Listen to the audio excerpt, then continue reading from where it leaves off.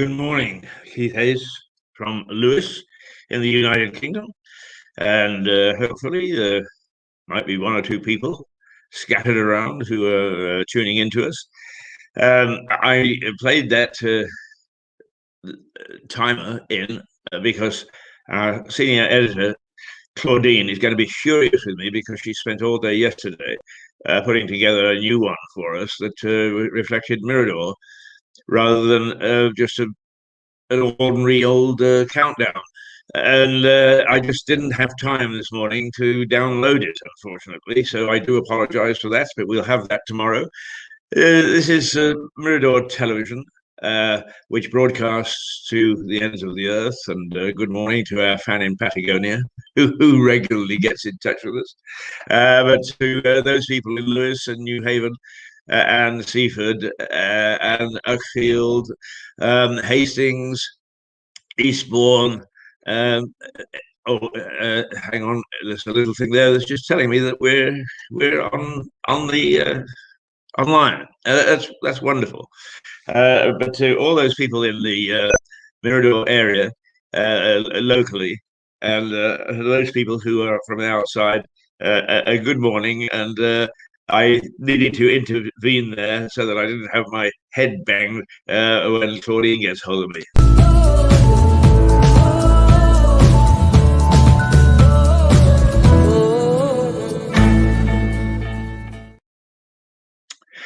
So there we are. We've officially got Shout It Loud underway. And it may be that some of you are saying, Shout It Loud, what's that all about? Well, we gave that the generic title for everything that we do during a day, because one of our slogans is Shout It Loud, Lewes is great. Shout It Loud, Mirador is great. And shout it loud to wherever or whoever your community is.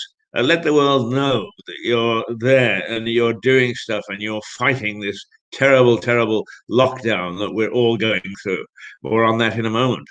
But I have to say that we think that a a positive approach, a positive attack on the fact that a number of us are becoming ill because of this. A number of us are restricted.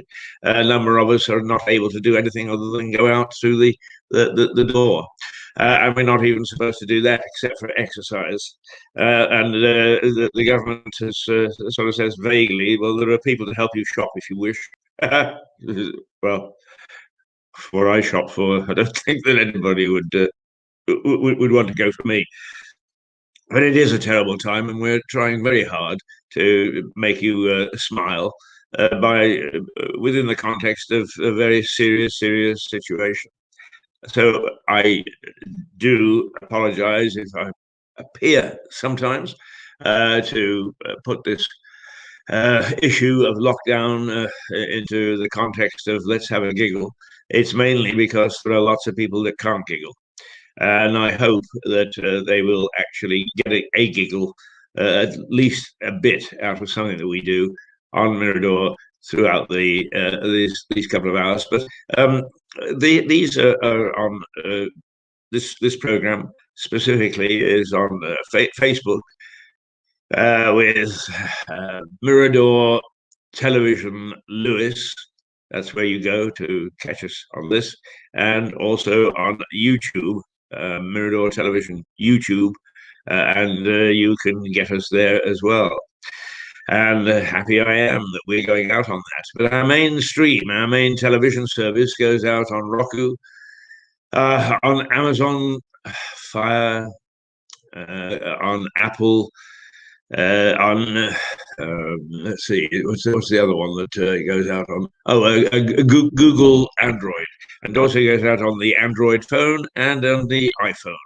So there are lots of places you can find us apart from our own website, miradortelevision.com. Now I've just noticed that we actually are supposed to have a little something going across the bottom there, and there we go. We almost got it. Yeah, there we go. Wow, I'm getting so good at this, so proficient. If only I could do it with absolutely everything that we do. Now, shall I or shan't I? In the first lockdown, I grew a beard. It wasn't because I got fed up of shaving. It was just that I thought, I wonder how long this is going to last and how long the beard will last. And actually, the first lockdown, in some ways, wasn't anywhere near as vicious on our temperament and on our psyche as this one. But I thought this morning, well, shall I shave or shan't I? I'm sort of halfway house, and I haven't made up my mind yet whether I shall or I shan't. But just so that you know that it is a lonely path that we all tread. I thought you might like to see where we work at Mirador. And I had a phone call from Health and Safety yesterday. They're doing their job. They're checking up a very charming lady. And she said, "Are you observing all the lockdown rules?" And I assured her that nobody was coming into this studio except me. And I'm sitting here in isolated splendor. I had a nice little chat to her. She was satisfied that we were doing everything that was required of us. And hopefully we got a clean bill of health. But you know, there must be lots of places around Lewes and throughout East Sussex, throughout Sussex generally, throughout the United Kingdom, that have been so used to the bubble of laughter, the bubble of people talking to one another as they got on with their jobs. If it's like this with me shouting my head off, oh, yes, I do, unfortunately. Whoa, whoa, whoa, whoa, whoa, whoa. And then I think, what am I doing? It's too late. Done it. Shouted there, but nonetheless. But this is our studio. This is the Mirador studio and office. And it is normally full of people because we're interviewing people. We've only got a small staff. We've only got about four of us in the core. But we do have about 15 people who contribute one way or another. And we're very grateful for that. Some of them journalistically, some of them in other ways. And I would remind you, ladies and gentlemen out there, we are looking for somebody with a brass neck, somebody who will phone up famous people and say, "Hey, we want to interview you on Mirador." We haven't heard a peep from anybody.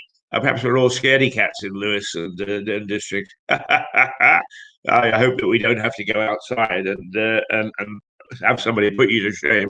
Come on, there's got to be somebody who is going stir crazy who wants to do something, who would be happy to join us in searching for people to interview in the morning. We'll go through this a bit about viewing in a minute, but here we are. This is our little home, and it's like Mole's little home in Wind in the Willows.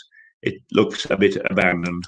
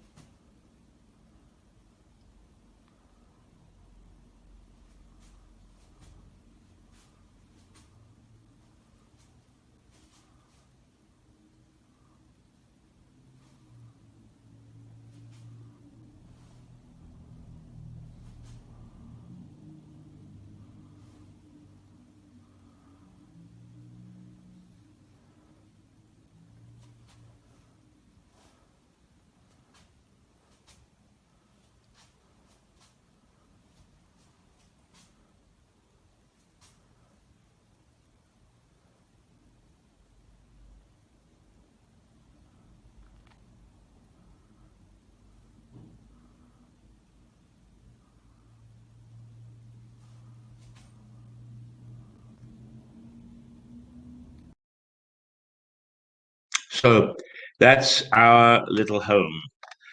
And looks abandoned, doesn't it? And we deliberately didn't put any music over that one because We wanted to show how many people, how many offices, how many businesses must be like that throughout Sussex, throughout the United Kingdom, and for that matter, in many parts of the world. Places that normally are alive with action and with a chat and all sorts of good things that one does in the workplace while getting on with the job. And it's gone.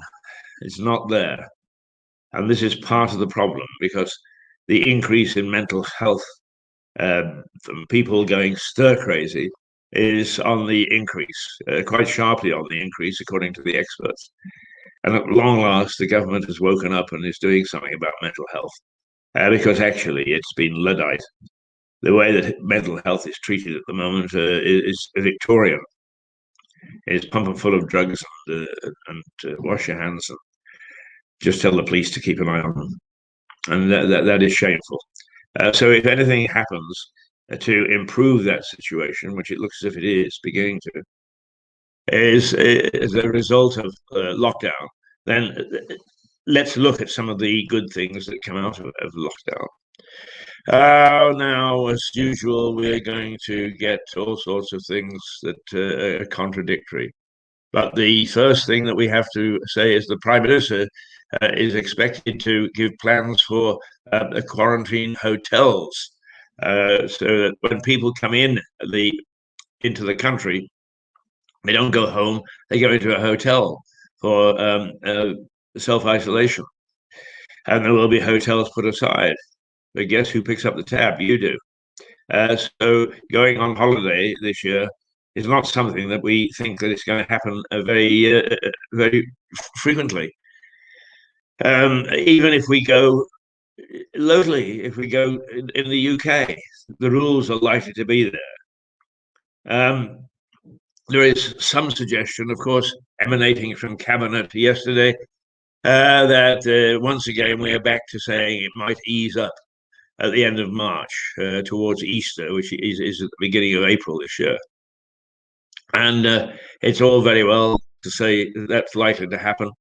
But then, of course, we then get somebody immediately saying, well, get ready to be locked down for a long time because it's going to last until July. So we really don't know one way or the other. But the holiday industry and the tourist industry has been devastated by all of this. And the economy is taking a kicking. And don't we know it? We know it here. Will Mirador survive? Well, we've got tough people, but you can't survive on fresh air alone. So hopefully we'll find a way to keep going because we think that we are doing a good job. No, that sounded very pompous, isn't it? We think we provide a useful service, let's put it that way. And we're improving all the time, I hope. And we rely upon you telling us what you want and to have your say. And if you actually get in touch with us, we are perfectly prepared to put some of you on the air and let you say just exactly what it is that you want to say. But this is going to be a little bit of a dream, I think.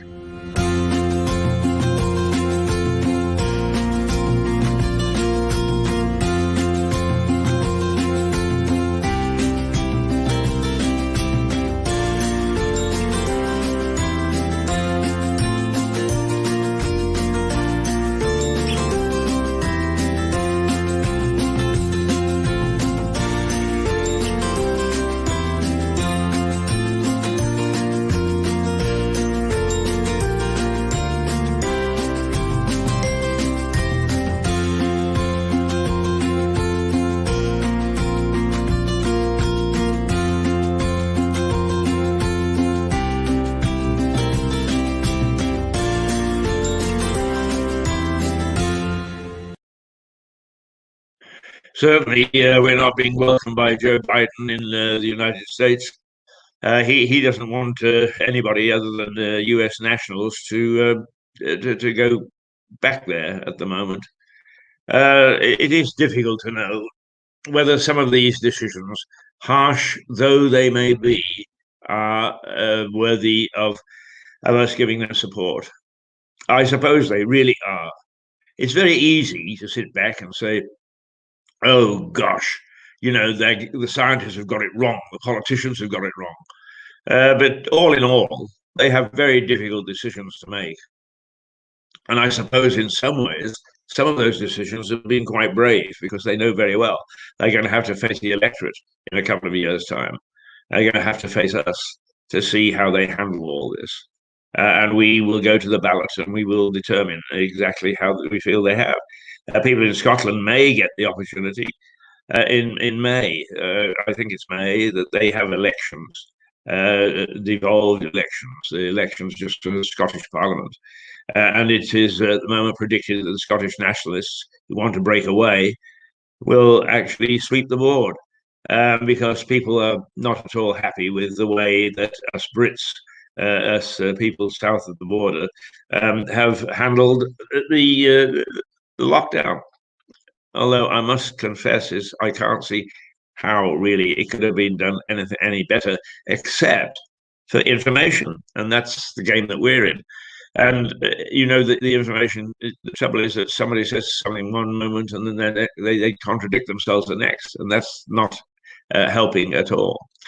The weather, never mind the weather. We'll get together or whatever. And the weather is today. When I poked my nose out at 5:30, it was 0 degrees. It was sharp. It was pleasant. It wasn't. You didn't really feel cold because there was no wind. It's only going to get up to let's see, about 6 today, 6 degrees above zero, which isn't very warm, believe me. And then it's going to dip again after it hits that around midday, and we're in for a bit of a cold one again. And then top of that, it looks as if we're late in the day, we're going to get some rain along with it. Not snow, but rain. In fact, I think that everybody would wish for snow because whatever else, inconvenient though it may be, it does give the landscape a very pretty look. And perhaps that's what we need at the moment is pretty things in our lives, nice things, things that really make us feel very happy.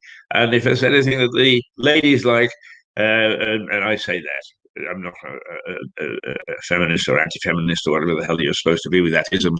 On the contrary, but I hate shopping, and I must confess is that most of the people that I have a noggin with when the pubs are open also hate shopping.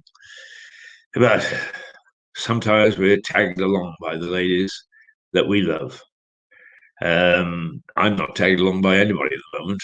I don't have anybody to love. Oh, boo-hoo-hoo. When you take a look at this face, who'd want to love that except my mother? God bless her. And I think she's looking down from heaven along with my wife. And they're probably giggling like hell, saying, he's looking for love. We're the only people that actually put up with him for most of his life. Anyway, go shopping in Lewes the moment that lockdown is over.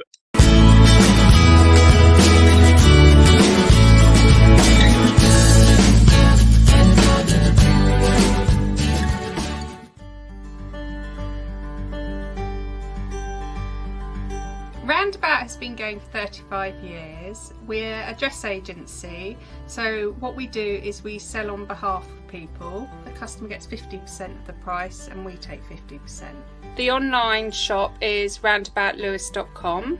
I try and update it daily when things come in. We're open Tuesday to Saturday, 9:30 till 4:30. So if you're looking for gifts or a dress for yourself, why not visit?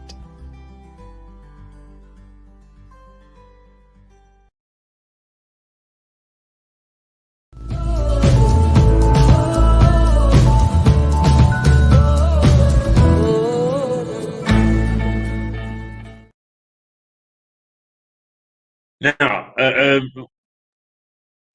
the interesting thing about what we're doing at the moment is, are we doing things that people want to watch? And it's a bit difficult to tell. Throughout the day, we get a lot of people who come, who tap in to our various websites and the personal ones and saying, I saw you this morning and this is what you're talking about. So obviously we're watching. But the statistics were very interested to see how people are viewing, particularly during lockdown. And the statistics show, first of all, that many of you are watching television much more than you ever did, and many more are watching it online, which we are, than you ever did. But at 7 o'clock in the morning, very few people are watching. Very few people get on the air. And my colleagues have said, "Is why the hell are we doing anything at 7 o'clock in the morning?" Well, I think that you have to ease into the day. 7 o'clock in the morning is the time that I can make awful cock-ups and not too many people notice. But that's not the reason we go on the air. We did for a little while a series called Early Risers, and when we look for people who got up very early and were out on the streets. I mean, the first one was Andy, the window cleaner, a delightful guy, and you see Andy around all the time. Well, you don't at the moment. It's hitting him as much as it's hitting anybody. But nonetheless, we did early risers, and there are people around, and I think that it's incumbent upon us to start when you start. So although there are few, according to the statistics, that are watching at 7 o'clock in the morning, at 7:30, boy, you start to get ready to watch television. And I suspect that because really there are some very good morning programs, not suggesting that or not. We try to be local, and we try to be just a little bit different in the hope that that's what you're looking for. But the early morning programs on BBC and ITV and so on and so forth hit about 1.4 million people during their tenure. And they started around, well, they start to pick up an audience around 7:30, and it builds up to 9 o'clock or so. And so at 7:30, you will start getting together. Now, this has made us have a debate because we've started this last, well, it's still not a week old yet. It will be tomorrow. We started Shout It Loud and Seen in Sussex. And should we carry on with it, or shouldn't we? So we had a chat, and I get very hot under the collar when people suggest that we should abandon it, because I think it doesn't matter whether there are only 2 or 3 of you watching at this time in the morning. At least we're here for you. And there are people who can't sleep, who will wake up and will press the button, and hopefully they can press the button that is showing us. And we're very happy to entertain you, or whatever we do at this hour of the morning. But the other interesting thing is that there's a steady growth throughout the day. And in some parts of the day, the viewing figures get up to around 8 million. And then they start to drop off. So that at 5:30, many of you go away and do other things. Now, the findings don't tell us what you do. Why? There's speculation. It may be that it's when the children come home and they start to commandeer the television, and they play games on it, and they don't watch telly as we understand it. Oh, excuse me, if I have a little yawn. Yeah. The funny thing is, that when you're getting up at 5:30 in the morning, is 5 o'clock in the morning, is you sleep much better at night. And the days have returned where the sound of the alarm is what wakes me up. I'm doing less and less work in the middle of the night. Anyway, the weather is going to be not bad today. Some rain. It's quite cold, but we're not going to get any violent gusts of winds and that sort of thing. But one thing that we have got with us, unfortunately, and the facts and figures again are coming out, is the coronavirus, the bug. And we really do have to pay attention to that, whether we like it or not.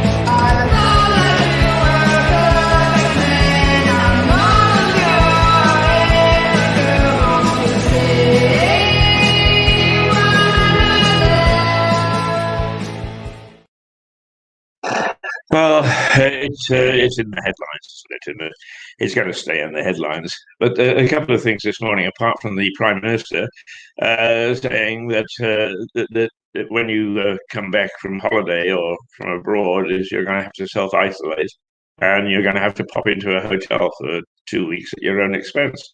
And that actually surely puts a kibosh on many plans. People had to go away, even if they were going to be allowed in the summer. But the next thing is that we really are heading the world in the amount of people being vaccinated. Is that a vaccinated vaccine? It's like vacuumed, isn't it? Oh, you can sweep me up under the table anytime. And we do lead we lead the world in that, but we are hitting a sticky wicket because although the figures are very good, we still have a very high death rate, and also the fact that we've inoculated so many people means that we've used a great deal of vaccine.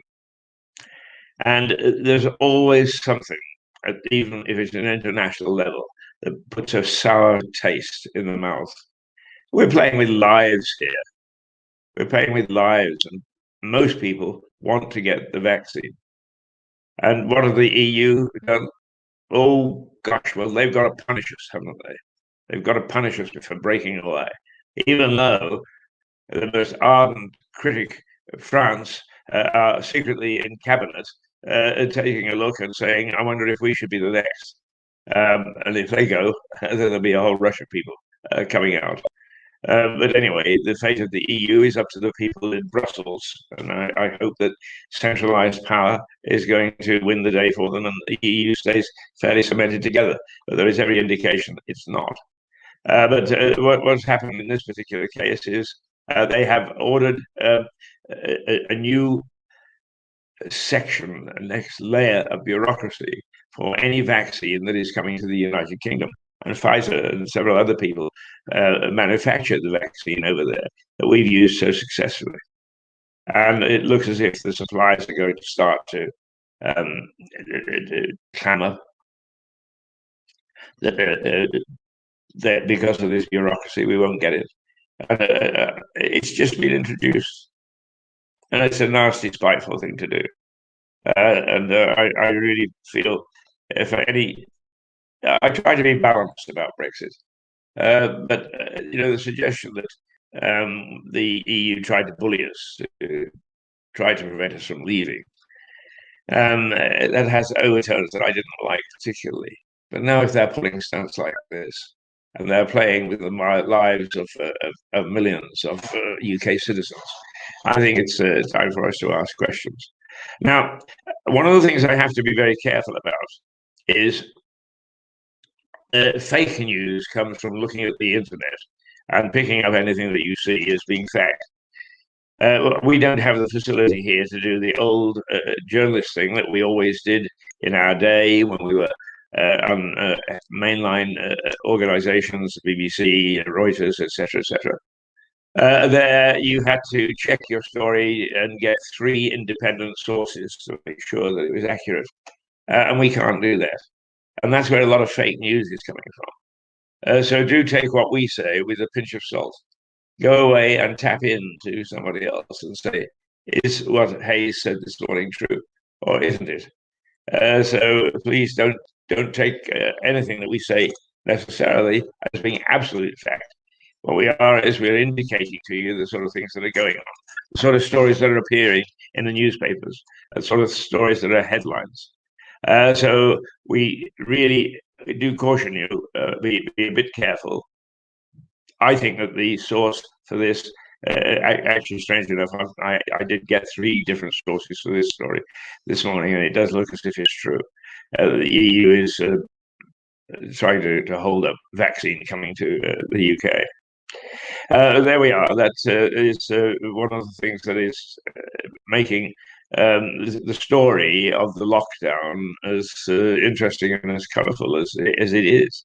And if you want to look at it just purely as a story, it is a colourful story. There's something new every day. Every time that you turn, somebody has said something and somebody else is saying exactly the opposite. Anyway, I before we go into some of the other issues of lockdown and the virus, what I started to say about when people watch television and so on is we are considering making this hour the hour that appeals to you. I will continue to rabbit on at 7 o'clock with nobody watching whatsoever. But at 7:30, some of you start to join us. So we will keep this program going until 8 o'clock. And then from 8 until 9. And it takes us a little time because we're not only a small band, but we're not allowed into the studio. We're not allowed into our studio, except for me. I have to sort of swear to everybody that I'm not going to invite people in or get anywhere near doing dangerous things that would worry people outside, which I do. I actually got a call from the housing, health and safety yesterday. I was able to say to the lady, no, we're doing everything that's expected of us, and she was perfectly happy because I described in detail what we've done. But it is making life very difficult for us. So we are going to keep this program going. And when we reach 8 o'clock, in the not too distant future, we'll start to show some of the favorite programs that you have. Leslie's People is a very popular program. Leslie Nora Hills, just a delightful lady, just a lovely lady. And Leslie Nora Hills, you may say, who the heck is Leslie Nora Hills? Well, she's an 80-year-old lady. And you have seen her work if you live in Lewes, and actually elsewhere because she does wonderful postcards and so on. But she paints local characters. And she's painted a few more too. She's painted Boris. She painted the Sussexes. Well, I would always think that the Sussexes have got to consider themselves, even if they're controversial, as being local. And then from there on, she's painted some local heroes, including me, and the pictures hang in the cancer research shop right in the centre of Lewes. And she donates all the money that she gets from doing these portraits to Cancer Research UK, which has dropped an astonishing 140 million quid as a result of lockdown. That's a lot of money for a charity to lose.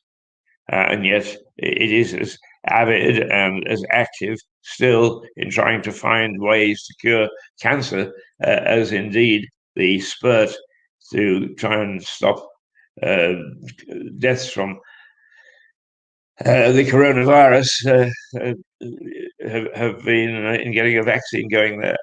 So that's Leslie Nora Hills. And what we do is we look at a painting and we try to bring it to life. At the moment, the Norman Baker, she painted Norman Baker, and he is busy telling us all about his life, which once again is colourful, on our main channel, miradortelevision.com, and Mirador Television on the various streaming devices like Amazon and Roku and the other people who distribute our programs. So you can take a look at those, but we will bring a version to you after 8 o'clock.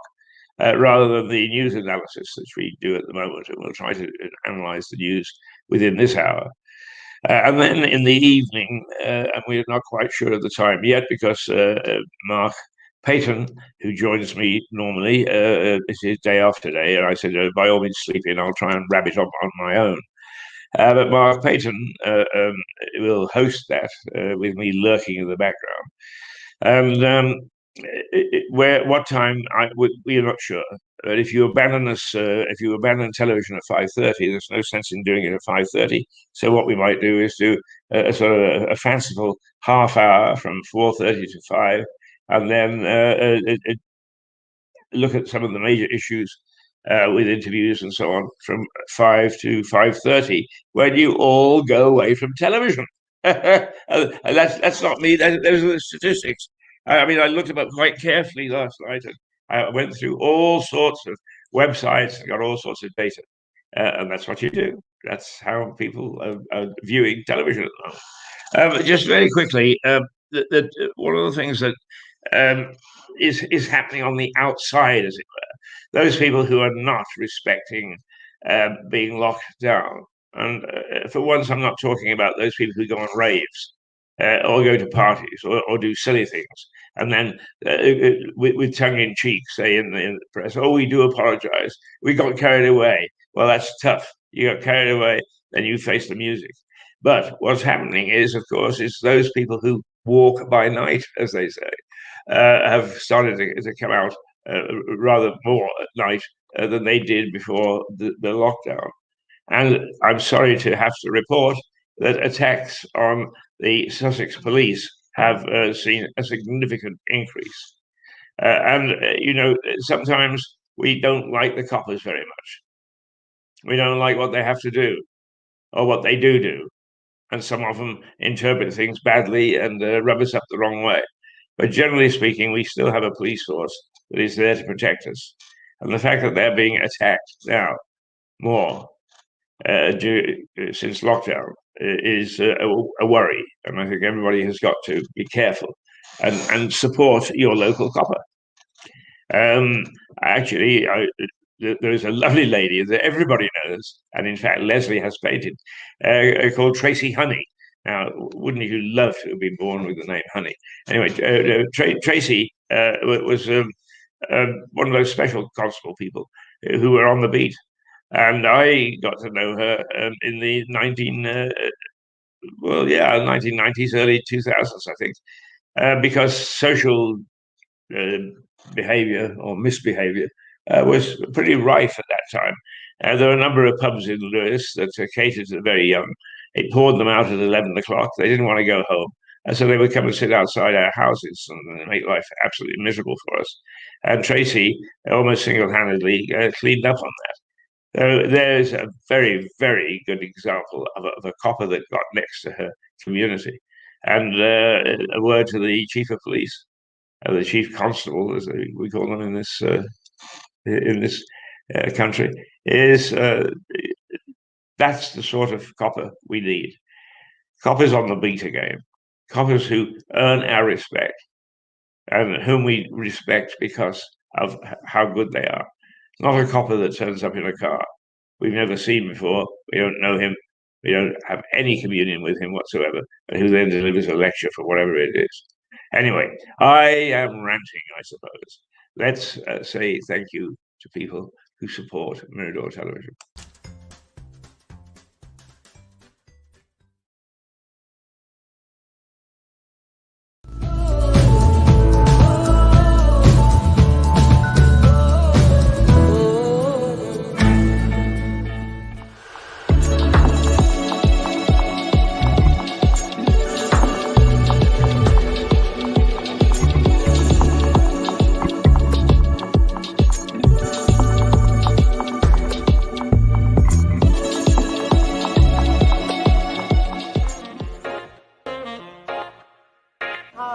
Elisa from Capturing Tales, and we've been open here for about 2.5 years.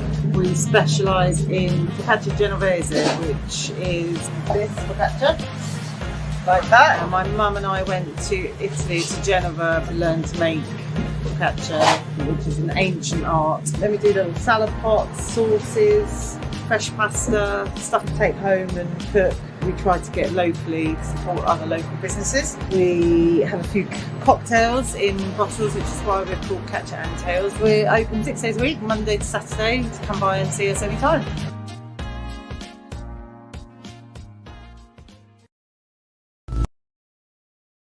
So there you go. There's another shop that's worth checking out the moment that we're out of lockdown. When that will be, controversy as usual. I mean, Boris keeps hinting that, hey, I'm doing my best to get you all back to normal as fast as I possibly can. So therefore he sort of says, well, it may be by Easter.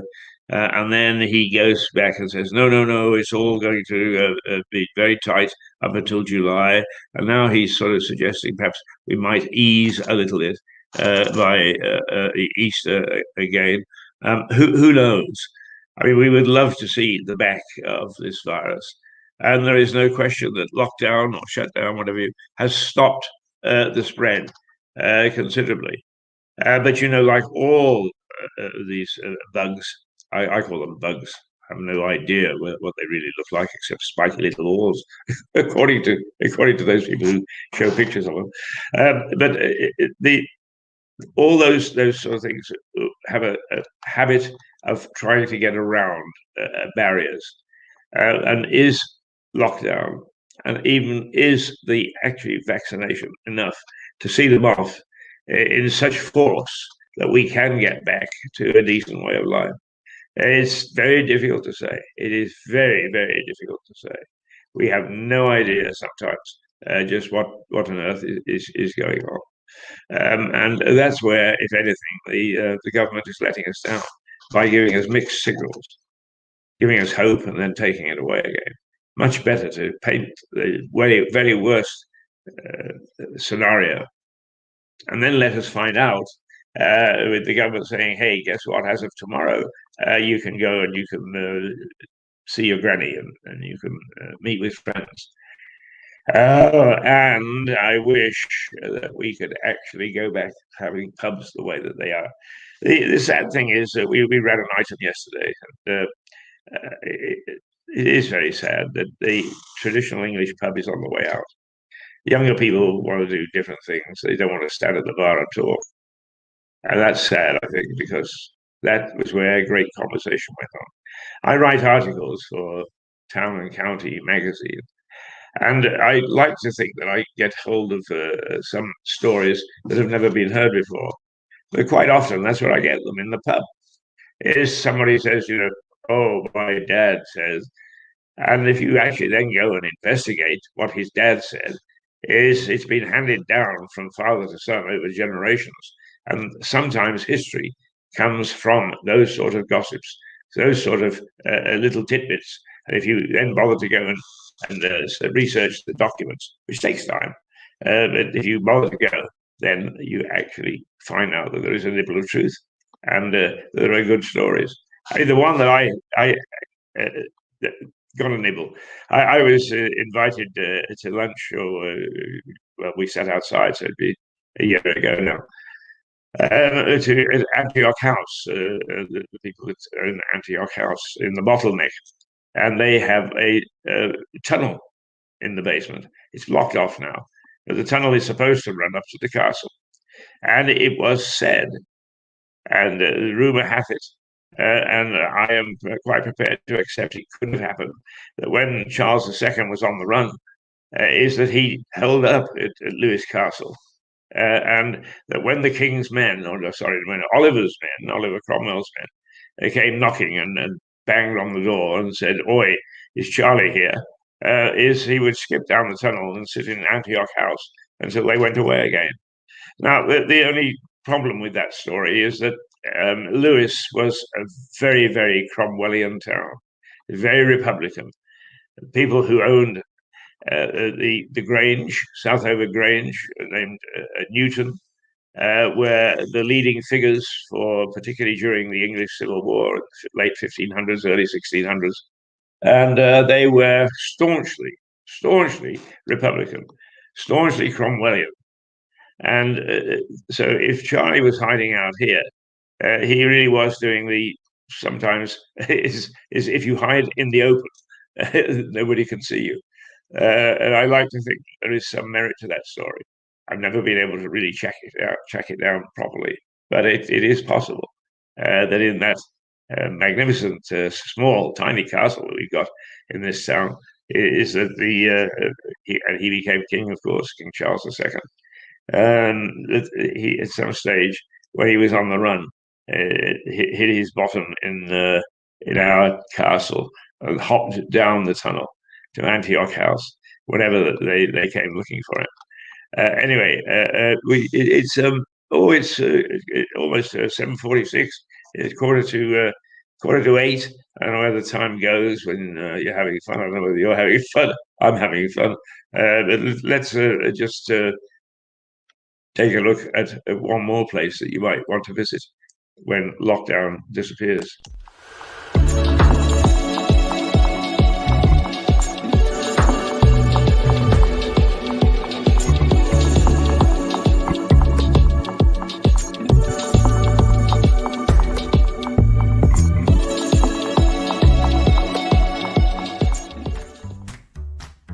My name's Yad and welcome to my shop, Bell & Co. We specialise in mid-century furniture, 50s, 60s and 70s mainly. One of our main ethoses here is very much encouraging people to look at older pieces of furniture rather than buying new or buying flat pack. We're very much environmentally based in trying to encourage people to reuse and reimagine objects, and so we spend a lot of time restoring pieces, reupholstering pieces and bring them back to life generally. They're just fantastic to look at and they're just beautiful items at really, really affordable prices.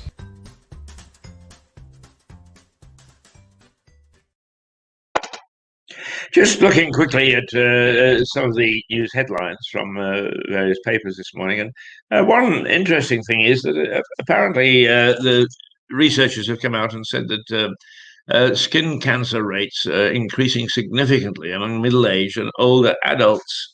Now, where on earth are we getting the radiation that's required for skin cancer? Because it normally comes from the sun, because we lie too long in the sun. Then there were sunbeds, of course, which were very popular, and have lost some of their appeal when people have said that they spend too long and they've developed cancer, skin cancer. But if you are middle-aged and like me, old, just do get a check. I've never been a sunbed lover. My big problem with all those sort of leisure activities is that I've got so much in my mind, I've got so much to do, so much to achieve, is lying for an hour or 15 minutes or whatever you do in a sunbed is to me is a waste of time. I stopped playing golf for the same reason. Is nowadays, of course, we've got the phone, but you are 4 hours out of touch with everything. And too much goes on in 4 hours. As a journalist, I needed to know, and so as a consequence, I really haven't indulged in those things, which take me away from my first love. My first love is doing what I'm doing now, and I'm a very lucky man, and I hope that I can keep doing it for a number of years to come. Let's recap a little bit, because those people who were with us at 7 o'clock were in the minority. We know from the stats that there aren't too many people around at 7.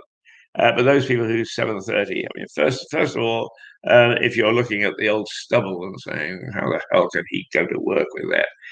I'm just not sure whether I should grow a beard again, because I did the first time, with mixed reactions amongst friends, I may say.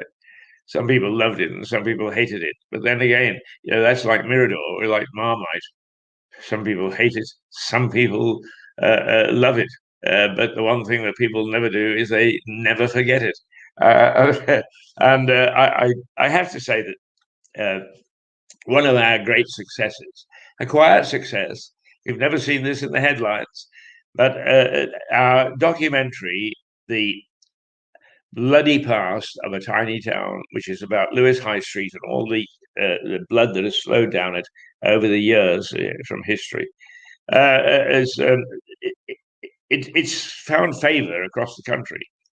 People watch it a great deal, and it's got good ratings, if you want to call it that. But the other thing is that it's amazing, and I've always said, and I say to my colleagues, look, don't get terribly excited if somebody say they like your program, because they may not have seen your face. And with me, it's my hat and my scarf. People recognize the hat and they recognize the scarf. They don't recognize the face necessarily. So if I was prone to ego dents, I would have certainly had my ego dented on the basis that people don't recognize the face. And I was sitting with Annie Verrill, who has did our morning program for a while. We were sitting last summer outside Fuego, and a gentleman of, I would say, mid-60s with two ladies of approximately the same age paused, and the man came over to me and in a very broad Scottish accent said, "Are you the man? Are you the television man?"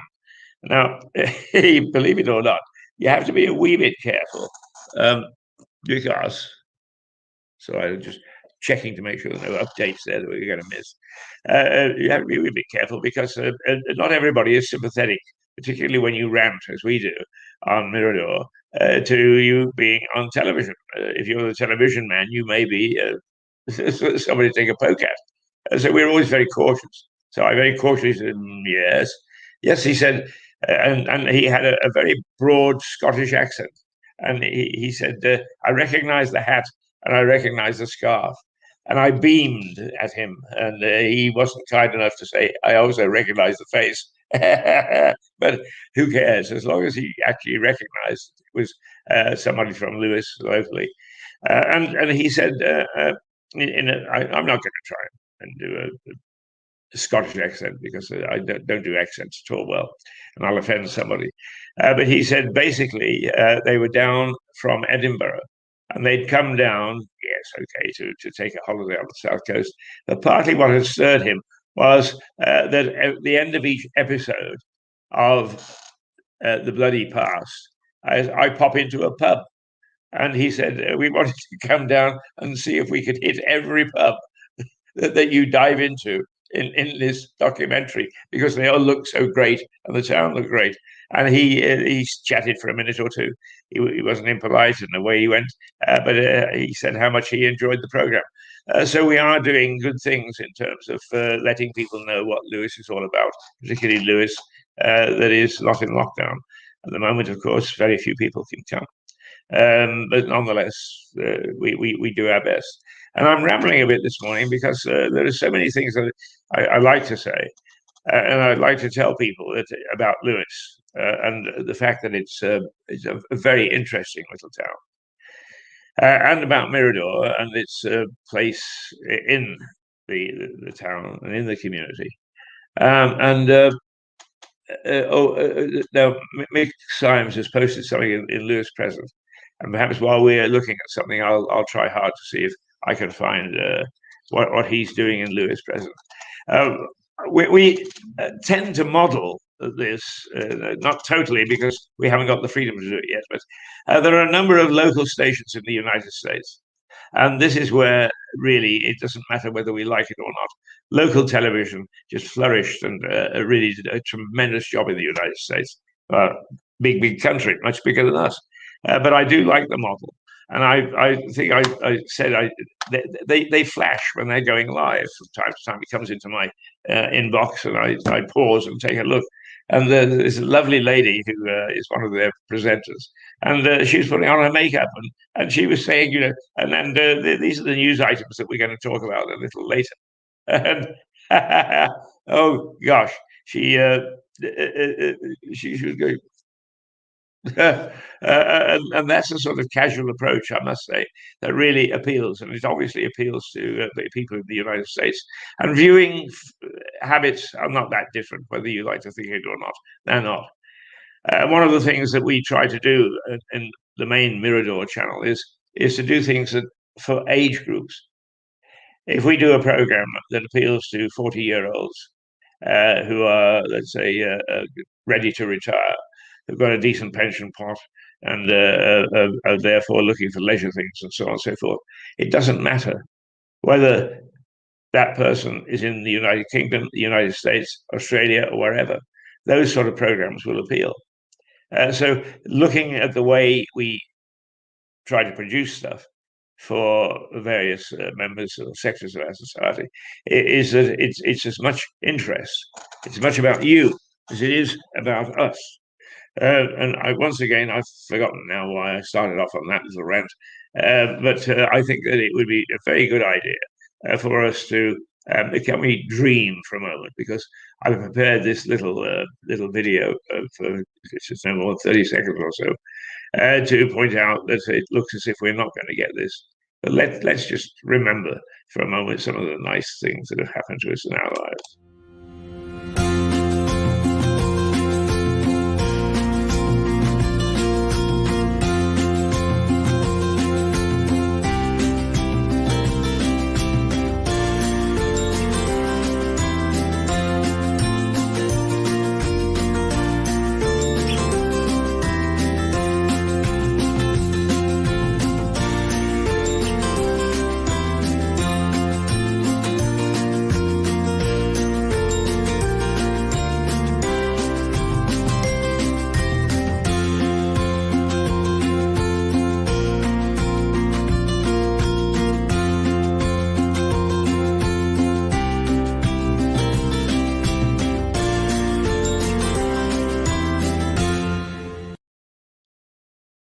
Well, I didn't quite have time to look for Mick, but perhaps I can do it now. Who knows? The way that I look for these things is not the way that you would. Let's go to groups and Lewes present, and here we are. Mick Symes shared a link. Some good news to start the day. Oh, that was we won the test yesterday. Those people who are sports minded. And the funny thing is that there's always a basic assumption that everybody is sports minded because sports programs they command a lot of money, they command a lot of attention, but not everybody is. So you have to sort of say, well, we'll bring in a little bit of sport, but we're going to be very careful. It is, by the way, 2 minutes before 8 o'clock, just in case you want to. But Mick was really very excited, and I suppose everybody else really was yesterday. That we won the test against Sri Lanka, so we win the series 2-0. And apparently, the current crop of people that we've got in our team, led I think by Joe Root, are very very good. Now, what Mick has put up in Lewes present is some coronavirus information, the information center. And these are the headlines. Is Moderna COVID-19 vaccine works against the UK variant, according to US companies' lab tests. In other words, they have a strain in the United States, much the same as we say, this is Spanish strain or the Middle East strain or wherever some of these things are coming from. And they have something that they call the UK strain. And so the scientists are saying, well, their vaccine works very well against it, and it is a variant. The total cases, the daily new cases, was 27,580 2 days ago. And we've had total cases now of 3.2 million people. The 22,000 that we recorded yesterday was the lowest in those daily rise in over a month. As I said earlier, it looks as if the lockdown is beginning to work. It is just 8 o'clock now. For those of you who need to go to work, it's 8 o'clock. And I guess Mark, who's it's his day off today, and he said, "Oh, I would love to come and join you, Keith, but I've already committed myself to that. That's fine."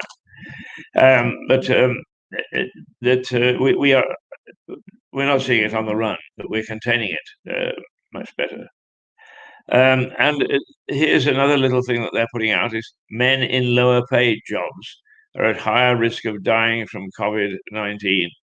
And those are some survey that has been taken.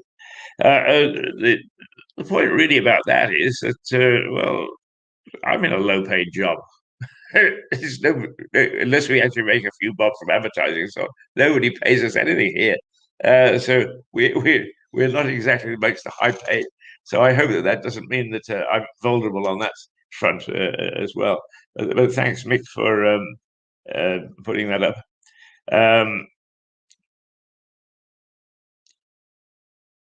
I think that all the other stuff is pretty old, and what we do know, though, from the headlines this morning is that the government seems to be in a muddle again.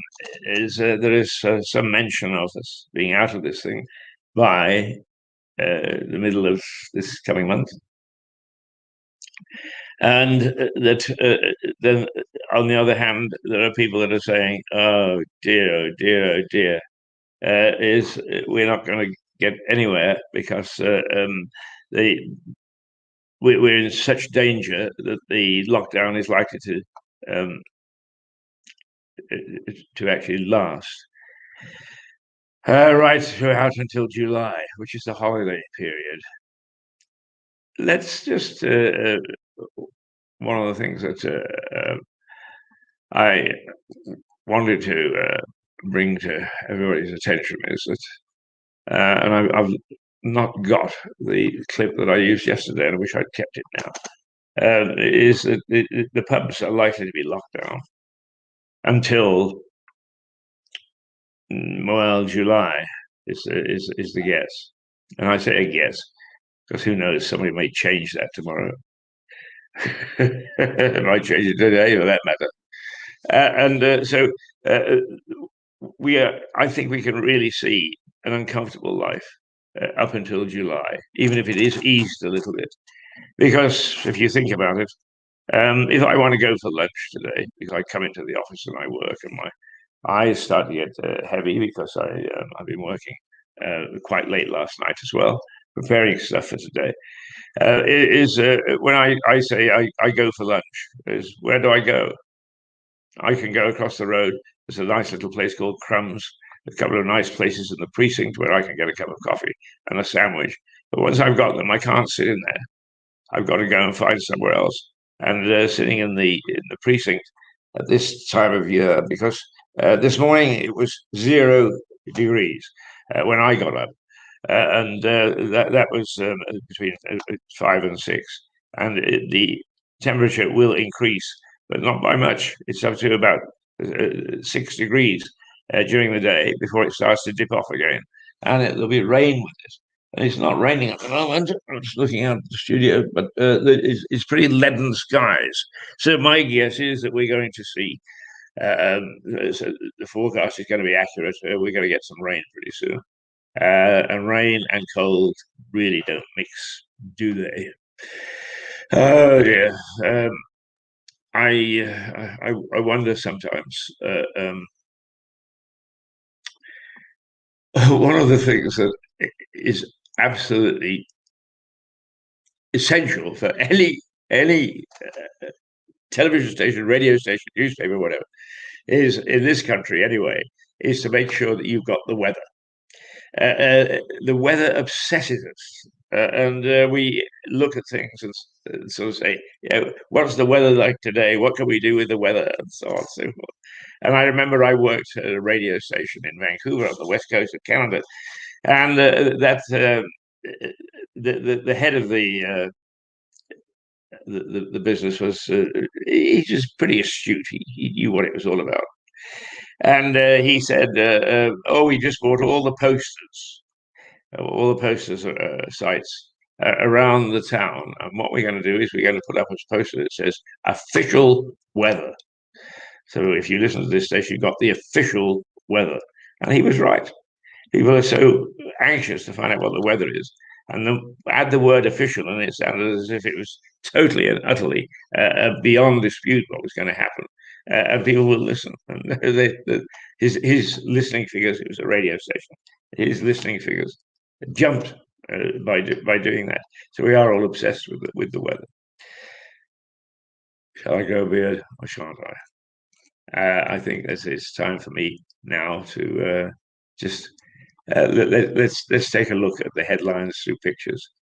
First of all, Boris says that it's likely that whenever you come back off holiday, if you ever get away on holiday in the first place, is when you come back, you'll have to self-isolate for 2 weeks.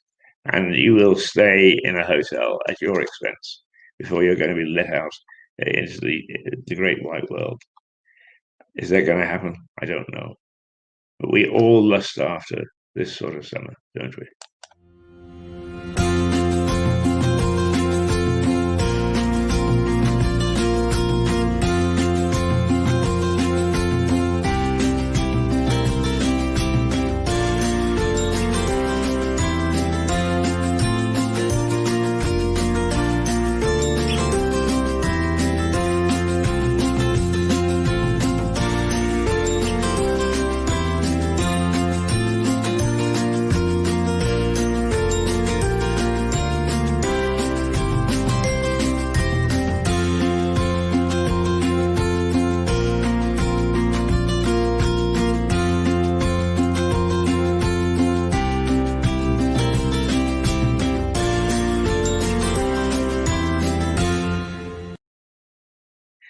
Now, because I've kicked around as a journalist, quite often it's hard to find a place for me to go on holiday because I've been there in a working circumstance and it is lovely and I enjoyed it. But to actually go back and sort of say, well, I'll wander the streets and take a look, it isn't much use to me. One of the best holidays I think I took was with my wife and my two grandsons. And we went on a Mediterranean cruise, and we bounced around the Mediterranean from various places, and a bit in Italy, a bit in Sicily. We went to Malta, but generally speaking, I like onboard life. It's nice and casual and relaxed. You can sit and watch blue sea surge past with a drink in your hand, and the world can go to blitz.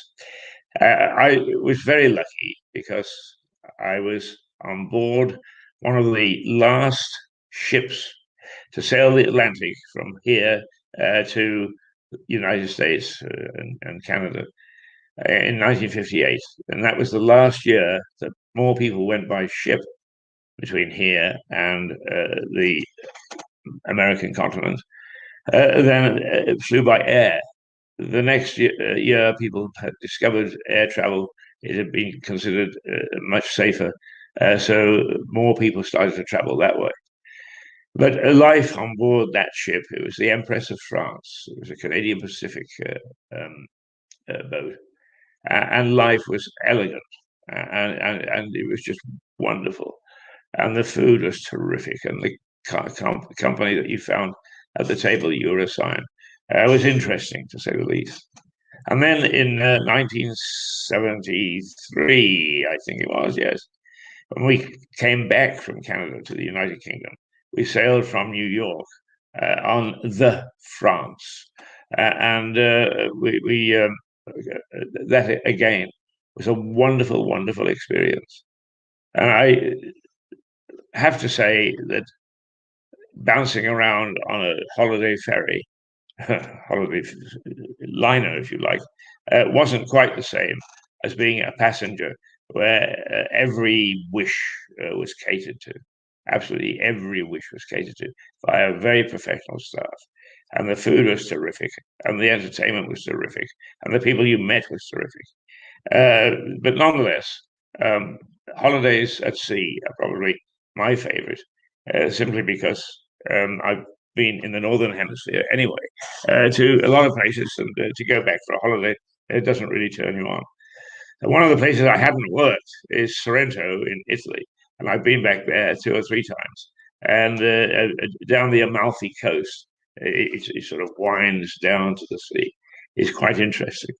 And my wife and I hired a Lambretta, a motor scooter, and we set off, and it was a lovely, lovely morning and so on. We hadn't realized quite how far we were going. And by the time we'd finished the day, we were pretty tired and we were glad to get home. And the route back took us onto a motorway. And I put my head down, and a bit like Toad of Toad Hall, and roared along the motorway to get us back to Sorrento. And the first thing we did when we got back was to head into the bar to have a drink. And my wife burst into laughter, and she said, "Go and take a look at yourself in the mirror." And because I had goggles on, it is the dust and the grime had all settled on my face, and having taken the goggles off, there were two big white patches in the middle of this very dust-laden face. So I don't know. Let's take a look again. Are we going to see?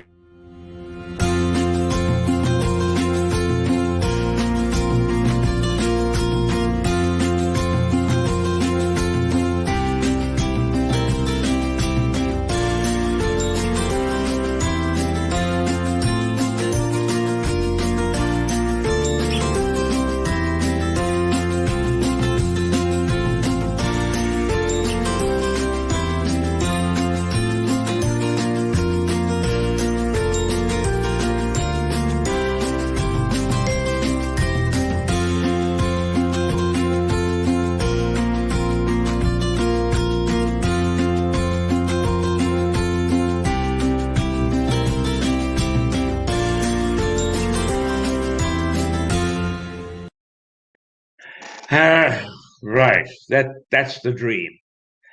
But the headlines this morning are that the Prime Minister is expected to rule on plans for quarantine hotels to protect against new strains.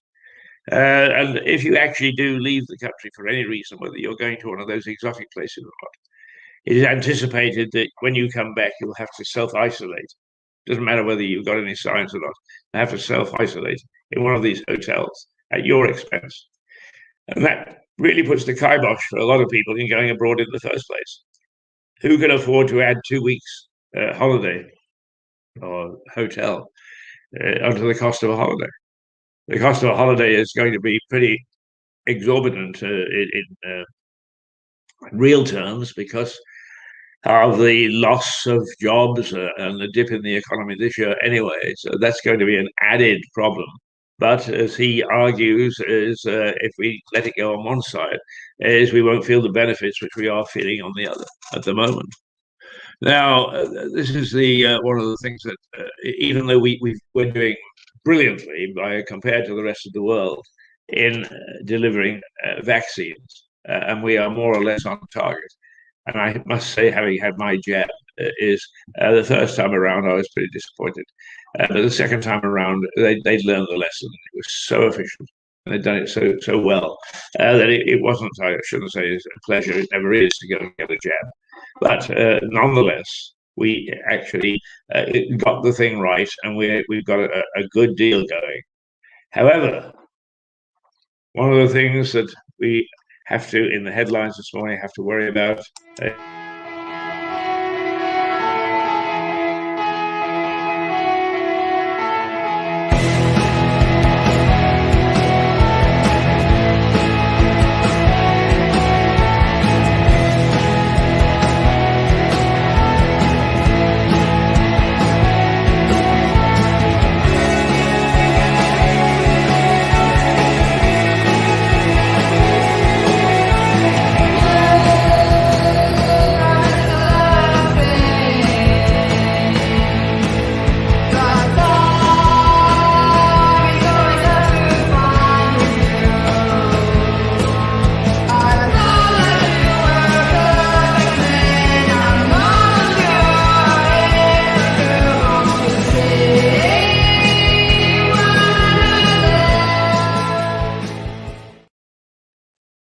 And of course, we can only go as fast vaccinating people as the amount of vaccine we've got available.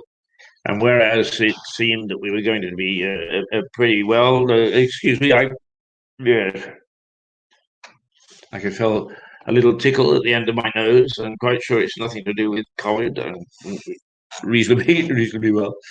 But one of the things that we can only do is vaccinate people with the amount of vaccination serum that we've got. And unfortunately, politics was bound to enter into it. And Pfizer, particularly, with what is one of the vaccines that we use, is manufactured in France. And the French have determined that now there is a whole new layer of bureaucracy before it can export to the UK.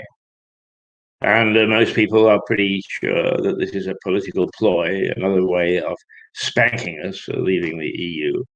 But it does mean that we may well find the vaccine, the amount of vaccine we've got, is supply and demand is not going to be equal. And that we've got lots of people all lined up to take the jab and no jab to give them. And I hope that that isn't the case. I hope that we can get to a reasonable settlement with the European Union to keep the vaccine flowing. I've had it, and I must confess it makes me feel much better that I've got it. The playing politics with people's lives is perhaps we've got used to it. Perhaps we become cynical, but I prefer to think that we're not, at least. And I'm just keeping an eye on the headlines here. The good news is that the jab has been given to 4 in 5 of the over 80s. And that's pretty damn good. 4 in 5 of the over 80s. I mean, that's a few million. And the people who are most vulnerable have got the vaccine. And so that is one of the good parts of what's going on at the moment. I must confess, getting up at this hour of the morning is you're supposed to be bright and beautiful. All things bright and beautiful. Oh my God, that'll get some people out of bed. But I must confess, I do really feel quite weary. And I suppose when you, of course, I quite casually said to Mark Payton, who is my co-host on this program and normally joins me about 8 o'clock. I said, Mark, if you've got other things to do, please don't feel that you've got to join me. Ha ha ha. Ha. Okay, he said, I actually had planned something, so I won't. That's why you're sitting with me this morning, and we're going through bits and pieces, and I'm doing a lot of talking, and it does start to get you weary. So let's take a look again at some of the people who have been very helpful to make sure that this service stays alive.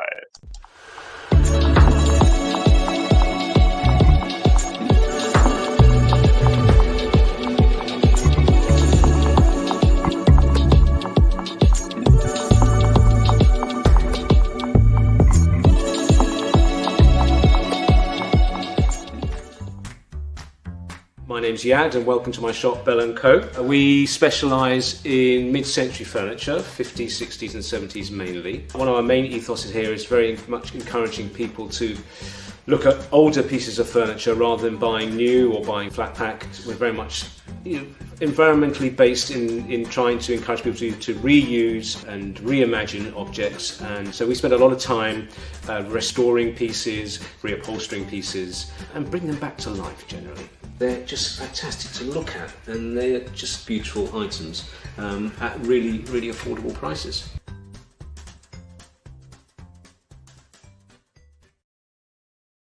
Okay, it's something for you to look forward to. I quite like looking at that commercial because there are all sorts of things that take me back, and one is the typewriter. And in the early days, the news, that was what you used. You had typewriters.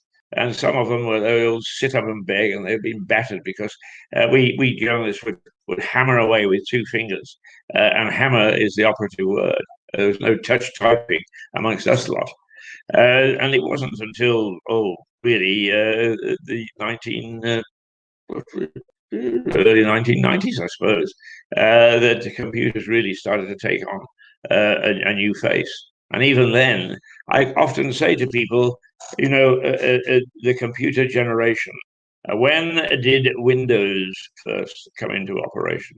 When did we first start to be able to talk to people wherever they may be through this wonderful new thing? And the answer is, because I'm not setting a poser, is 1993. Not so very long ago, is it? And we've come to accept in a less than 20-year period everything that we have now in terms of what we can do with software and computers and so on.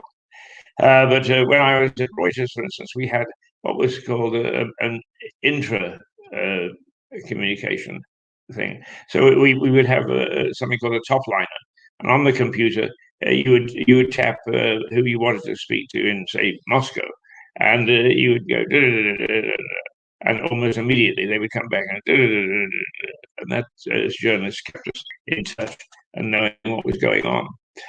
But those are the sort of things that we memories that are sparked by seeing a typewriter in that shop. Now, rather than me ramble on, one of the things that I suppose really I find very sad is that places that used to be the workplaces used to be full of fun and vitality are not at all like that, and not least of which is Mirador. And I found this video clip that we took a little while ago, and it shows our studio, where there are always not only staff, but quite often we would have interesting people like Stephen Catlin and Fergus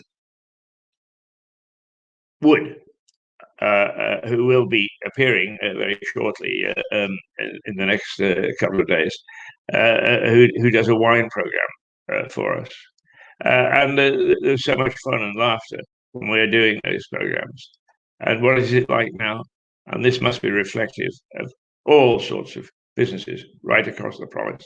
And don't adjust your sets, as they say, because there is nothing, just no, it's all silent, this piece, to dramatize that what has happened in our business communities and the things that we are having to put up with, and which are sad.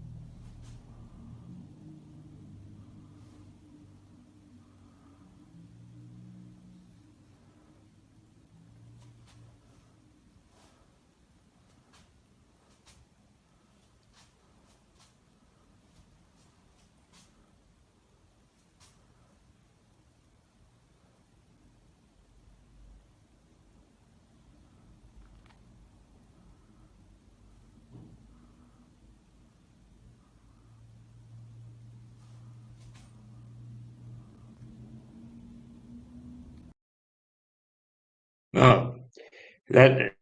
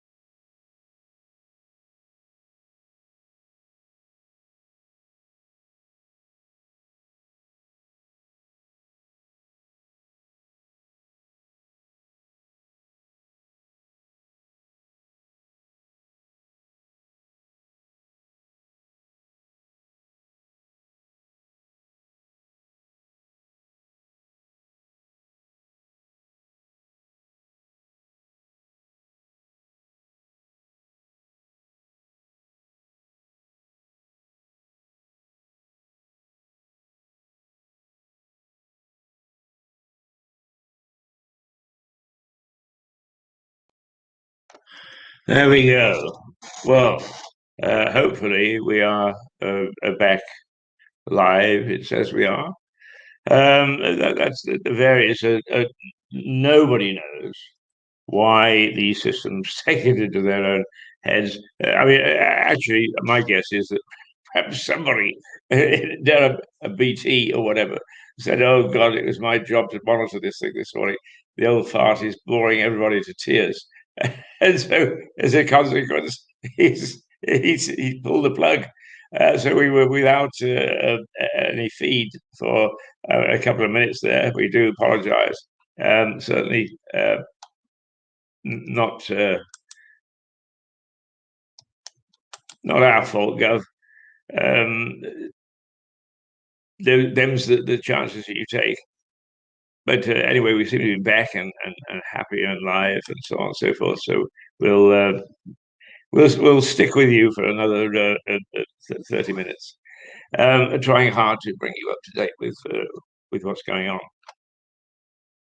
I talked about holidays, and I don't know if any of you have experienced the beauties of Canada.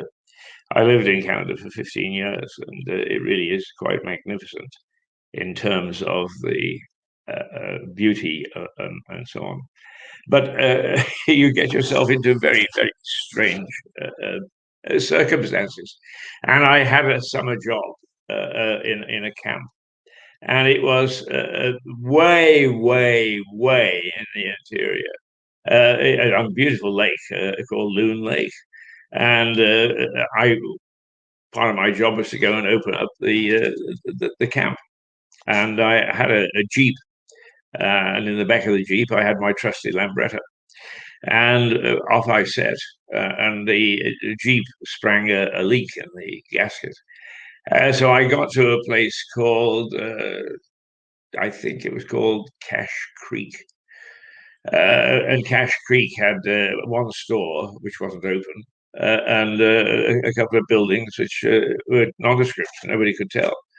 And I sort of settled down to drive the 25 miles along very, very rough roads. In fact, what happened was you got into a rut and you just followed the rut. There was no turning right or turning left. Anyway, off I set. Ahead of me, after 15 minutes or so, I saw what is now known as First Nation. In those days, we would call them an Indian, a red Indian, walking. And I had no idea what should I do. Should I say to him politely, "Please let me pass"? Should I stop and have a word with him or whatever? But anyway, I did what seemed to me the sensible thing at the time, and I said, "Would you like to have a ride on the back?" "Oh yes," he said, and on he climbed.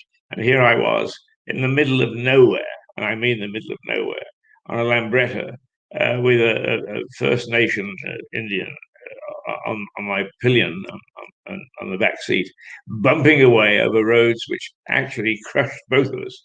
I'm quite sure that both he and I had to be examined to see whether we could ever bear children again after the battering that certain parts of our body took. But it's funny how you remember some of the things that you did on a so-called holiday. Well, it wasn't a holiday really. I was working, but that part of British Columbia is beautiful, and I still maintain contact with a lady that, well, a lady. She is a lady indeed, a very clever lady too, called Mary Halsall. And Mary, it's a lovely name, isn't it? Merry. She now lives in Victoria. But when I knew her at university, she lived in a place called Terrace in British Columbia, mid-west British Columbia, and about I don't know, 400 miles, I guess, north of Vancouver. And I went there and spent a summer, and it was fascinating because some of the things that, first of all, the mighty Fraser River roars through that part of the world, and it is huge. I mean, much as I love the Thames and its wonderful history, The rivers in Canada are just absolutely fantastic in terms of the size. They are huge, to say the least. Anyway, we, on one occasion, went from a terrace to Prince Rupert, which is a fishing village, well, fishing town now. And they discovered aluminium there. So I think it was Alcam, the big Canadian company, had established some headquarters there. And we drove the 200 or 300 miles to visit Prince Rupert. But there is a railway line from a town called Prince George to Prince Rupert. And the railway line is fascinating because as you drive along, you see stations, and they're in the middle of nowhere. There's absolutely nothing around. And I said to a colleague, why on earth are those stations there? And it was anticipated that in the great days of colonizing, that part of British Columbia would experience a great rush of immigrants. And the railway, in their wisdom, built the line and built the stations. And those stations were where the towns would spring up from this rush of immigrants. Well, we're always surprised when we look at things that we're forecast and they don't happen because it didn't happen. So the stations, still beautifully maintained, are where towns should have been, but aren't. And inside each of those stations are the beautifully laid out plans drawn by architects as to how that town would look, where the post office would be, where the pub would be, where the town hall would be. And there is nothing there except forests and green fields. Now, to me, if that was fascinating. That was a holiday, if you like, taking a look at something like that, where man had set out to develop and nature decreed otherwise. So that's the situation that I find myself in from time to time, or did find myself in. I'm much more staid now because I have to be here on each morning. But just a little bit about Mirador. One of the things that we want to do is to be able to satisfy everybody. So we are, and the experts say that we're doing the right thing, is we're trying to become multi-channel. So this local channel, which goes out on Facebook and YouTube, will also now go out at somewhere around 5 o'clock in the afternoon, because that's before most of you desert television, daytime television. There's no sense in us trying to compete with the BBC or ITV for news. We haven't got the resources. We haven't got the people. We haven't got really much to. My mum is getting a bit sore sitting on this chair for 2.5 hours because I was here half an hour before we went on the air, just fiddling around with some of the video and so on. So, but we are going to introduce a news hour in the afternoon. And this is a natural development from where we are, because we've always said that we are the biggest little television channel in the world, meaning that we are small and that we have a mandate to look after and give information to the local town in which we're located. And Lewes happens to be it. So we have developed something for Lewes. Far from perfect at the moment, but it's coming. We're working on it. But we are going to start one in a couple of weeks' time with Mark Payton hosting it. And that will then add to what we can tell you about your day and what's happened around you. This will stay, but then with programs about from Stephen Catlin, who is very perceptive in the way he manages to dig up little naughties about our local council. And also Leslie Nora Hills, who paints on the board, and you can see her paintings in the cancer research shop the bottom of School Hill, if you know Lewes at all. But if you come to Lewes and ask where School Hill is, and you'll find Nora's paintings hanging in the cancer research window. And she actually gives all the money that she makes from these paintings to cancer research. Now, one of the things about the paintings is that they are mostly of local heroes. Oh, she's done the biggies. She's done Boris. She's done Theresa May. She's done all sorts of people. She's done the royals, the Sussexes, Harry and Meghan. She's done basically our program is called Leslie's People, and we take a painting that she's done. Right? At the moment, there's a program running on Mirador Television as opposed to Mirador Television Lewes, showing Norman Baker, our former MP, who actually was a very daring chap, and he was one of the first to query the strange death of Dr. Kelly, the scientist who said there was no evidence of weapons of mass destruction, which is the reason that Tony Blair went to war. Anyway, there are other paintings and other people that we've done and we will continue to do. So those programs will be brought down so that you can see them immediately after our first hour. And then the heat of the day, as it were, will be shifted over to, let's say, 4:30 to 5:30 on a weekday in the afternoon. In the meantime, we also produced a documentary, which has found great favour right throughout the UK. And at the moment, it is up for distribution around the world. And it's called The Bloody Past of a Tiny Town. And it takes us all the way from the Battle of Lewes, the Battle of Hastings, actually, and the Saxon times, right through to the floods of 2000. And some of the astonishing things that have happened here. The burning of the martyrs. The Battle of Lewes, of which many don't know, was the start of the democratic process for the UK. And on the Graham Greene, in his book called Brighton Rock, describes a fight when the Bricky Blinders, that sort of gang, used to terrorize all the race courses. And he describes it, and he puts it he locates it on Brighton Racecourse. But in fact, that fight took place on Lewes Racecourse. And the gangs came down to terrorize the bookmakers, and also the people who played fair-sized bets. And it just so happened that there were two undercover coppers working the racecourse that day. And they actually arrested a dozen or so of these young vandals. And it was like Keystone Cops from the description. It was hilarious.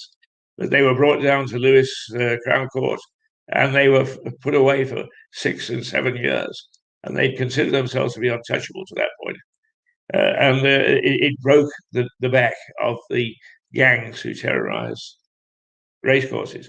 So all that happened in Lewes. And that's in our documentary. So The Bloody Past of a Tiny Town. Lots of other things in the directory as well.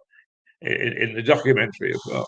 Right, we're coming up to almost quarter to 8, and you'll be a 8:45. Jack Manio, eat your heart out.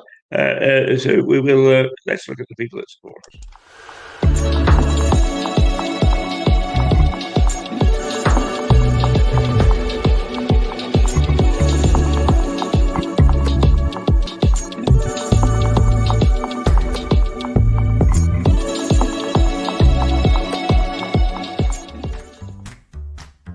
My name's Yad and welcome to my shop, Bell & Co. We specialise in mid-century furniture, 50s, 60s and 70s mainly. One of our main ethoses here is very much encouraging people to look at older pieces of furniture rather than buying new or buying flat pack. We're very much environmentally based in trying to encourage people to reuse and reimagine objects, and so we spend a lot of time restoring pieces, reupholstering pieces, and bring them back to life generally. They're just fantastic to look at, and they're just beautiful items at really, really affordable prices.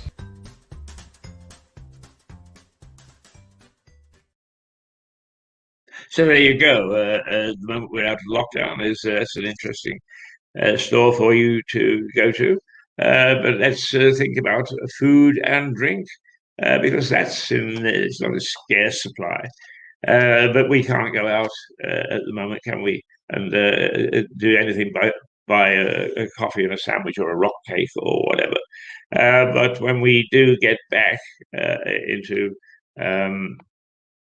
full swing, there is a place that is a very, very delightful little place on Station Street in Lewes. Sorry if I'm scratching my nose a little bit. I've got a tickle.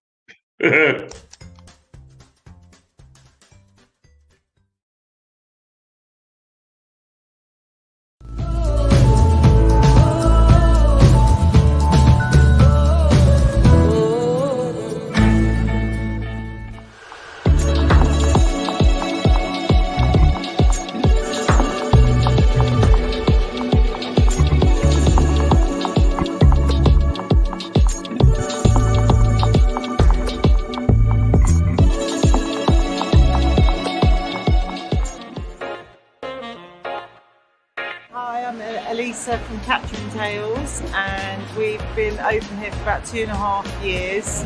We specialise in focaccia genovese, which is this focaccia, like that. And my mum and I went to Italy, to Genova, to learn to make focaccia, which is an ancient art. Then we do little salad pots, sauces, fresh pasta, stuff to take home and cook. We try to get locally to support other local businesses. We have a few cocktails in bottles, which is why we're called Catcher and Tales. We're open 6 days a week, Monday to Saturday, to come by and see us anytime.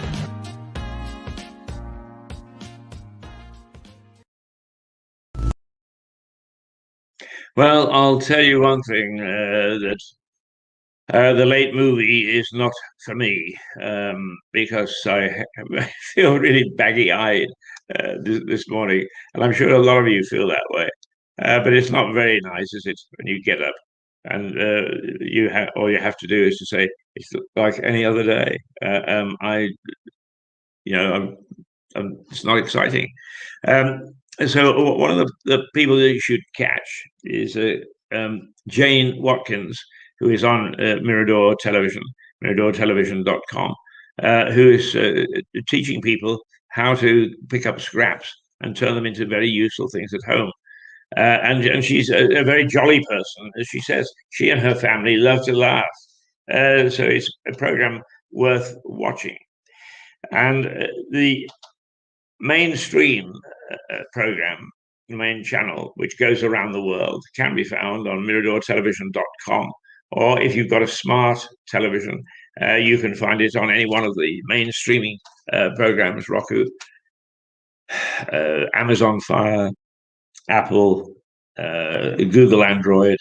I've got to stop trying to do that. But you see, I can't make up my mind whether I'm going to grow a beard again. And even at this stage, it starts to get a bit tickly. Perhaps that's a good reason to take it off. Perhaps I will do that later.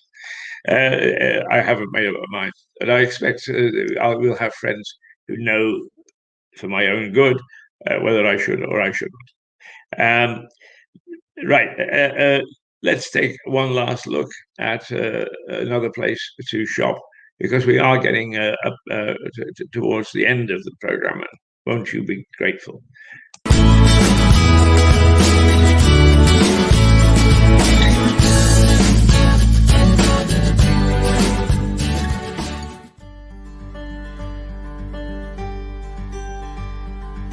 Roundabout has been going for 35 years. We're a dress agency, so what we do is we sell on behalf of people. The customer gets 50% of the price and we take 50%.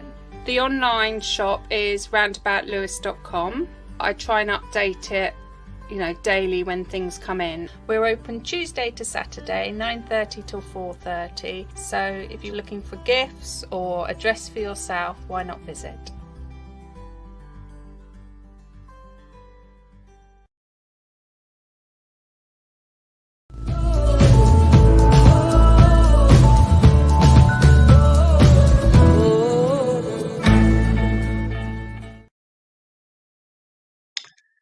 Do try and tell people about Mirador Television. It's Mirador Television Lewes on Facebook and on YouTube. So either of those, you can catch this program. And then it will go worldwide later in the day after we've posted it. And I say that because we haven't started to post these programs internationally yet until we've worked out all the little bugs and the things that can go wrong. And the things that will go wrong, and anything can go wrong. It's like, I don't know about you, but I've found a new thing in physics. Anything that can tangle will tangle. I don't care what it is. The cords that we have for various pieces of equipment and so on, or whether it's your shoelaces, if they can get tangled, they will get tangled. Incidentally, talking about tangles, and I was about to take my Christmas tree down, and a pal came by and looked through the window. He couldn't come in. And he said, a lot of people are keeping their Christmas trees up until January, the end of January, to make us feel much better about things. So that's exactly what I've done. I've kept my Christmas tree up. It's going to have to go this coming weekend, but it's up and it's sparkling and it's flashing lights, and it has been doing that right from December the 15th or 16th. And what a good use for a Christmas tree, rather than to be dumped in the garden or dumped in the dump, as it were. So another little thing that might keep you happy. We showed model railways too, which I think is another wonderful, wonderful pastime. All sorts of things for you to do. So do tap in outside this sort of newsy and gossipy type thing that we do. And make sure that you try hard to enjoy the various people that we have. We've got a good cast, actually, and they're busy making programs right now, programs for the future. And when I say that, immediate future, there will be a Kathleen's Corner, where Stephen Catlin looks into the goings on at the local councils. We will have Mayor John Lamb, who has had a number of initiatives to try and sparkle this town, and with whom through Mirador, we've established a good relationship between the Mayor of Delaware, Lewes in Delaware, and the John Lamb in here. And we'll be doing that again, because that's a very, very good link to have. And it was interesting for the two mayors to find that they had a lot in common in fighting lockdown and trying to boost their economies and look after the economic scale in which things can go ahead. So those are some of the things that also are happening. We have Alex Hoare and Joey, and Alex is just preparing a new series so that he can show you how to develop a wonderful, wonderful garden. But also the simple things is how to pot a plant.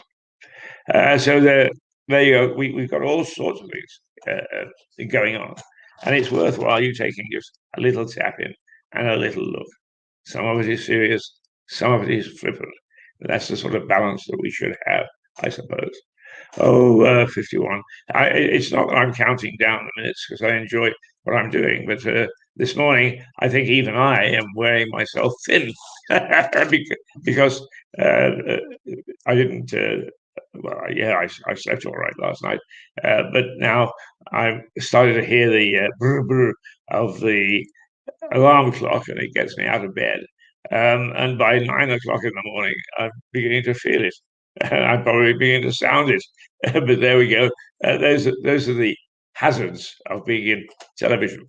And once again, the way that you listen and the way that you view is very interesting for us, because we want to provide the right things at the right time.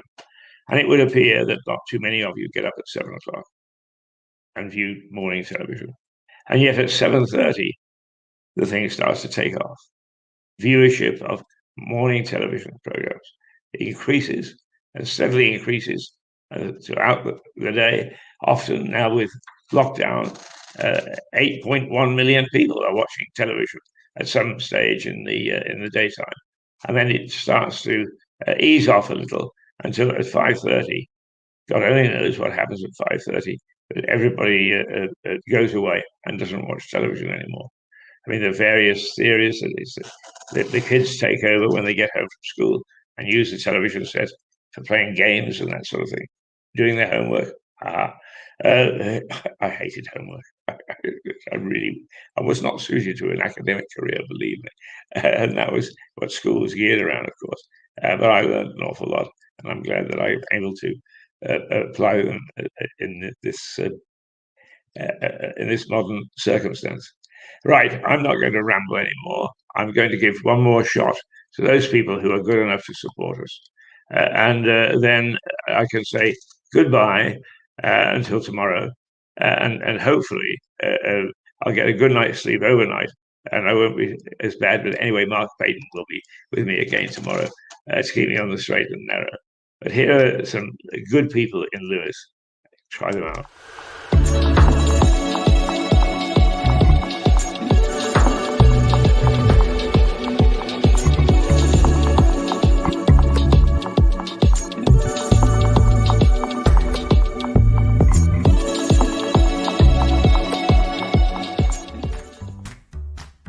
My name's Yad, and welcome to my shop, Bell & Co. We specialise in mid-century furniture, 50s, 60s and 70s mainly. One of our main ethoses here is very much encouraging people to look at older pieces of furniture rather than buying new or buying flat pack. We're very much environmentally based in trying to encourage people to reuse and reimagine objects, and so we spend a lot of time restoring pieces, reupholstering pieces, and bring them back to life generally. They're just fantastic to look at, and they're just beautiful items at really, really affordable prices.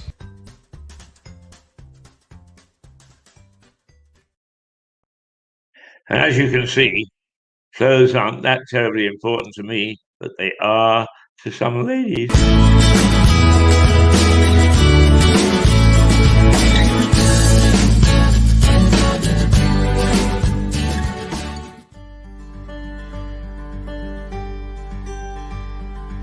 Roundabout has been going for 35 years. We're a dress agency, so what we do is we sell on behalf of people. The customer gets 50% of the price and we take 50%. The online shop is roundaboutlewes.com. I try and update it, daily when things come in. We're open Tuesday to Saturday, 9:30 till 4:30. So if you're looking for gifts or a dress for yourself, why not visit?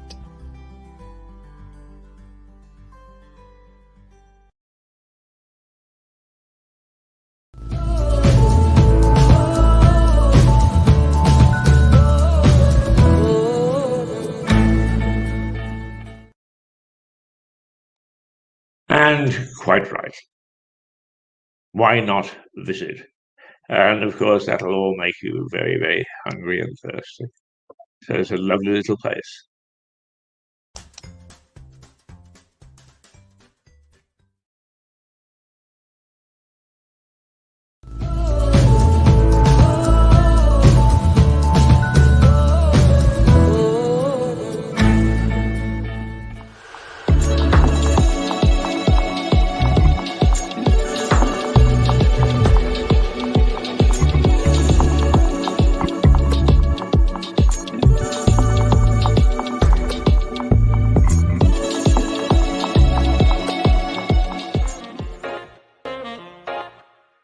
Hi, I'm Elisa from Catching Tales, and we've been open here for about 2.5 years.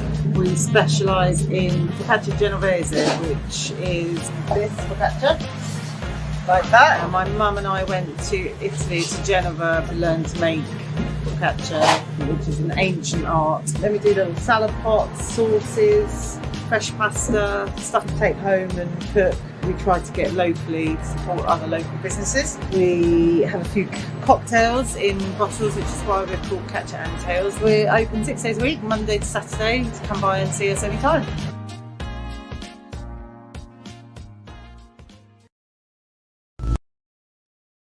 Okay, almost time to say goodbye. The news headlines this morning have been almost all about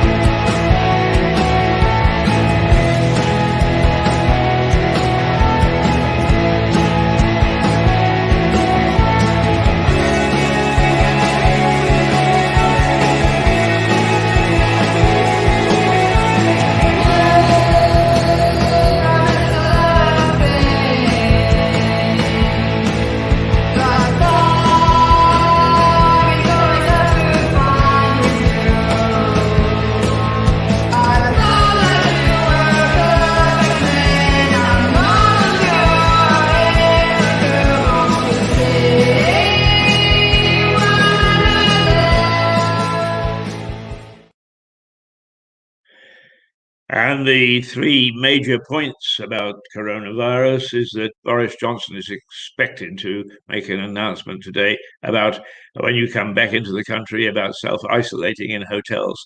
You've got to go there for 2 weeks, what sort of hotels there'll be, and the fact that you're going to have to pay for it yourself. So be careful if you want to go abroad. Secondly, we are doing extremely well with our targets for, in fact, the best in the world in terms of the targets for handing out the jab, particularly to vulnerable groups. But the third thing and the sad thing is that the French or the EU actually are now dawdling on providing or allowing the export of Pfizer and other jab vaccines to leave the country without another layer of bureaucracy, which means that we're probably going to run out of vaccine, even though we've got a good system going now and everybody can have it. And finally, in East Sussex, the assaults on police during the lockdown period have increased substantially. And the chief constable is worried about that level of assault. And is there a direct correlation? Yes, there probably is. Okay, it's 9 o'clock. I'm happy to have been with you. I'm sure that you may have thought, secondly, I wonder why he's rabbiting on this morning.